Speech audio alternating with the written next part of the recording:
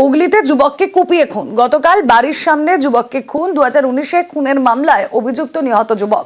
Jail থেকে ছাড়া পেয়ে উত্তরপ্রদেশে যায় যুবক, আর দিন কয়েক আগে হুগলিতে ফেরে যুবক। কথা বলবো, প্রতিনিধি সোমনাথ রয়েছেন সঙ্গে। সোমনাথ, দেখো, গতকাল রাত্রিবেলায় বাড়ির সামনে প্রায় 12:30 নাগাদ যুবকের রক্তাক্ত অবস্থায় পায় এবং পরিবারের লোক চুচুড়া ইমামবাড়া সদর হাসপাতালে নিয়ে গেলে চিকিৎসক মৃত বলে ঘোষণা করে। এই কি কারণে এই খুন? পুরো 2019 সালে একটি খুনের মামলায় অভিযুক্ত ছিলেন ওই যুবক, যে ওই পুরনো কোনো শত্রুতার জেরে না অন্য কোনো কারণ পুলিশ খতিয়ে দেখছে এবং যে জায়গাটা খুন হয়েছে সেই জায়গাটা ব্যারিকেড করে রেখেছে পুলিশ, এবং ঘটনাস্থলে পুলিশের পিকেট করা হয়েছে, পুলিশ পিকেট করা বসানো হয়েছে এবং পুলিশ জিজ্ঞাসাবাদ করছে যে কি কারণে খুন হয়েছে। বেশ, কোনো ঝুট ঝামেলাই ছিল না। আমরা চাই যে মেরেছে স্যার তারা আমরা শাস্তি চাই। এখান থেকে গলা কেটে দিয়েছে, এখান থেকে গলা কেটে দিয়েছে, এই মাথাটা করে দিয়েছে। এখানে কেউ দেখেনি যে কারা ছিল, কতজন ছিল? কেউ দেখে। সাগরের কষতলায় নদী বাঁধে ধস, মুড়িগঙ্গায় নদী বাঁধে ধস। প্রায় 50 মিটার এলাকায় ধস নামায় আতঙ্ক। দ্রুত বাঁধ মেরামতির দাবি স্থানীয়দের। বাঁধ মেরামতি না হলে গ্রামে জোয়ারের জল ঢোকার আশঙ্কা। কথা বলবো, বিশ্বজিৎ হালদার প্রতিনিধি রয়েছেন সঙ্গে। বিশ্বজিৎ, মুড়িগঙ্গায় যেভাবে ধস নেমেছে, নদী বাঁধে যেভাবে ধস, এ তো সত্যি গোটা গ্রাম যে কোনো মুহূর্তে প্লাবিত হয়ে যেতে পারে। হ্যাঁ, দেখো, চরম আতঙ্কের মধ্যে রয়েছে সাগর যে কষ্ট। কারণটা হচ্ছে আজকে ভোর রাতে হঠাৎই প্রায় 50 মিটারের বেশি জায়গা কিন্তু হঠাৎই একদম ধস নেমে যায়। ওইটা মুড়িগঙ্গা নদী বাঁধ, এবং সব থেকে বড় চিন্তার কারণ হচ্ছে যেহেতু অমাবস্যা নয় বা পূর্ণিমা রয়েছে এবং পূর্ণিমার কোটাল চলছে এবং কোটালে প্রচন্ড পরিমাণে জল বাড়া রয়েছে এবং আর কিছুক্ষণ বাদে কিন্তু নদীতে হচ্ছে জোয়ার আসবে এবং তারপর কিন্তু কি পরিস্থিতি হতে পারে সেটা কিন্তু স্থানীয় মানুষরা কিন্তু সেই কারণে কিন্তু আতঙ্কিত হয়ে রয়েছেন এবং স্থানীয় প্রশাসনের তরফ থেকে সেচ দপ্তরকে খবর দেওয়া হয়েছে।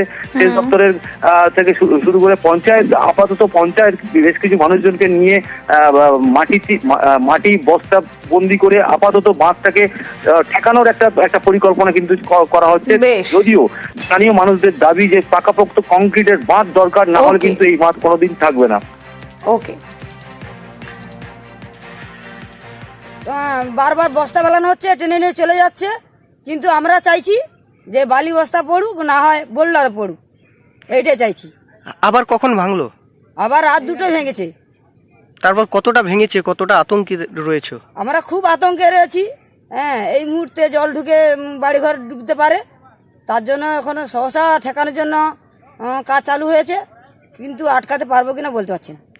পূর্ণিমা তো রয়েছে, জল তো বাড়ছে। হ্যাঁ, এই জল কি এলাকায় ঢুকতে পারে? একদম শিওর জল ঢুকবে।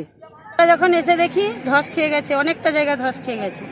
তাই এই ধস খাওয়ার মেরামত না করলে আমরা জীবিকা নির্ভর করবো কি করে? বরজপাতি তো সমস্ত সবকিছু শেষ হয়ে যাচ্ছে। আমাদের এই জীবিকা নির্ভর তো এই বরজের উপরে। তাই এইটাই যদি না মেরামত করে, প্রত্যেকটা বছর বলা হয় যে বোল্টার ফেলবার জন্য, বোল্টার না ফেলে তালি দিয়ে চলে যাচ্ছে, এইটাই কি সম্ভব? দুই দেশে মাছ ধরা নিষেধাজ্ঞা। ভারত বাংলাদেশে মাছ ধরা নিষেধাজ্ঞা। দু দেশে একই সময় ব্যান্ড পিরিয়ডের সূচনা।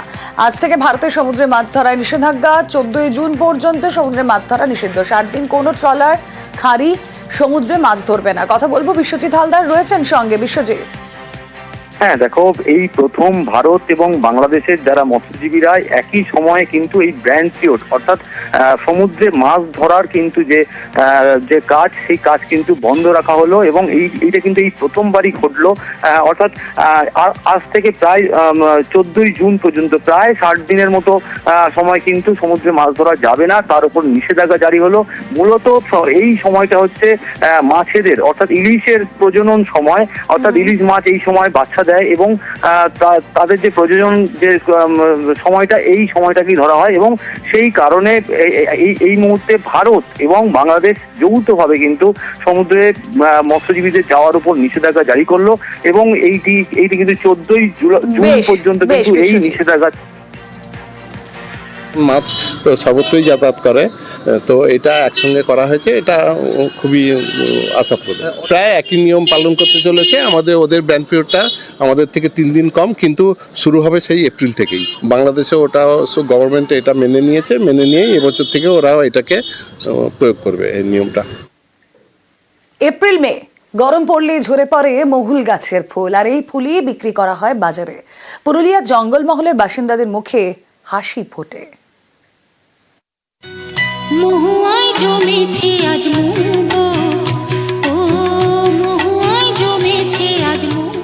এটা মহুল গাছ, এ গাছে ফুল ফোটে। এই ফুল থেকে যে পানীয় তৈরি হয় তাকেই বলে মহুয়া, যা নেশা ধরায়। কবিনা কবিতা মহুয়ার দায় নেই হিসেবে দেবা। পুরুলিয়ার জঙ্গলমহলকে মাতাল করে মহুয়া। গরম পড়লেই শিউলি ফুলের মতো ঝরে পড়ে মহুল ফুল। এই মহুল ফুল শুকিয়ে বাজারে বিক্রি করা হয়, তাতেই হয় লক্ষ্মী লাভ। তো এমনিতে আমাদের কিছু রোজগার ইনকাম বলে কিছু নেই। এই যে সময়ে বছর একবার মহুল হয়, হ্যাঁ, মহুলটা সেটা কুড়িয়ে সেটা আমরা শুকনো করি। শুকনো করার পর সেটা আবার বিক্রি করি কোনো দোকানে কিংবা কোনো হাটে। মহুল ফুল থেকে তৈরি করা হয় মহুয়া। এছাড়া সর্দি কাশি, বংক্রাইটিসের মতো রোগের মোকাবিলায় মহুল গাছের ফল কার্যকরী বলে দাবি। গাছতলা আছে, মহুল কুড়াচ্ছি, এখন মেলে দিব, খামারে মেলে দিব, শুকনো হবে কাল পরশু, তারপর ওই কুড়াই নিয়ে যাবো। কেমন দাম? 35 টাকা।